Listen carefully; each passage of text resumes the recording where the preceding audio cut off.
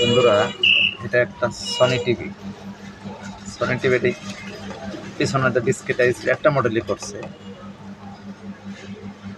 এই আইসিটা খারাপ হলে আপনার কাছে আইসিটা এখন আর পাওয়া যায় না। আগে পাওয়া যেত, 1500-1600 টাকা দাম ছিল।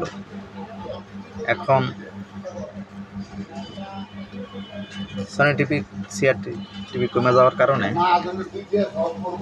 এই আইসিগুলো আর পাওয়া যায় না। এই কারণে টিভিগুলা আইসি খারাপ, ওটা ঠিক হয় না।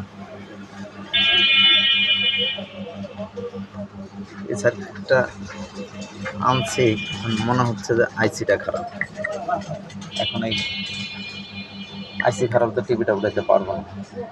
আর সোনি এমন একটা জটিল টিভি, যাতে অন্য কোনো মাদারবোর্ড লাগায় চালু করে দেওয়া যায় না, ভালো ছবি হয় না আর কি, যায় ভালো ছবি হয় না।